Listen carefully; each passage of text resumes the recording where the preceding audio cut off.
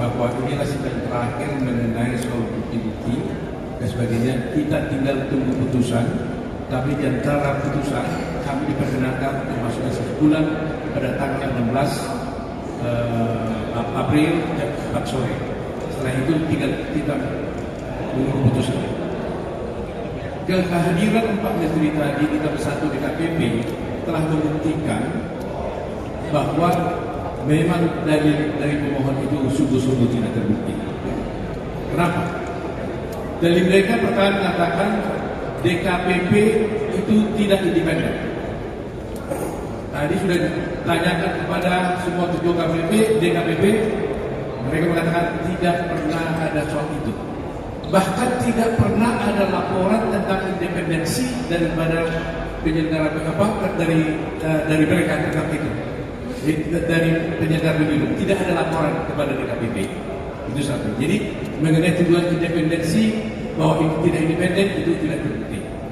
Kedua, dituduhkan bahwa ada intervensi kekuasaan kepada pihak-pihak menteri dan juga DKPP.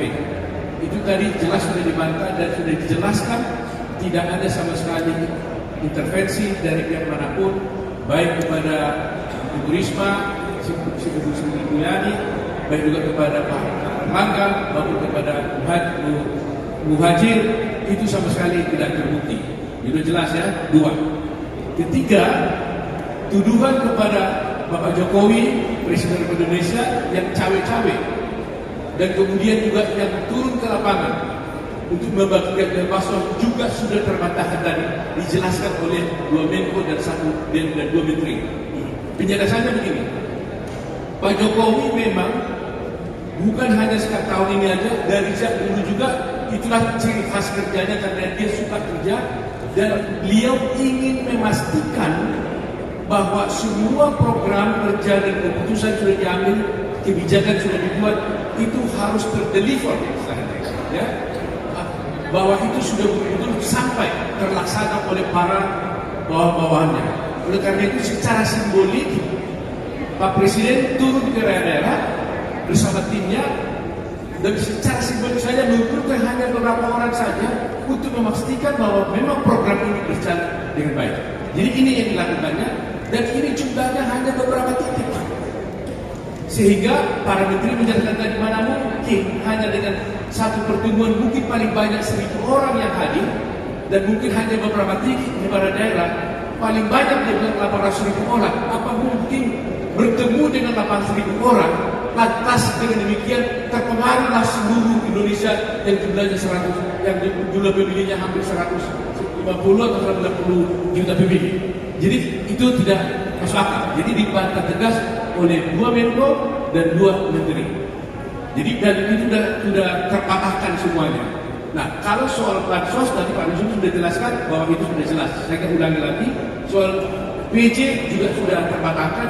Jadi berarti tuduhan yang mereka lakukan, ya sudah jelas-jelas sudah terbukti.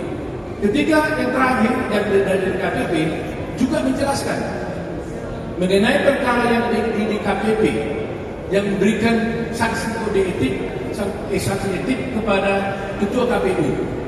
Tegas tadi Ketua DKPP mengatakan kami hanya memberikan sanksi etik kepada Ketua KPU dan anggota-anggotanya, tetapi kami tidak punya kewenangan dan tidak pernah membatalkan pencalonan Gibran sebagai calon wakil presiden. Nah ini, jadi supaya clear kita ya.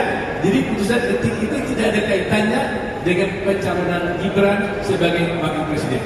Dan itu semua saya kira seperti saya katakan kemarin bahwa kalau dihadirkan para menteri ini justru akan memperkuat posisi kami 02 dan akan melemahkan posisi mereka, dan itu telah terbukti hari ini.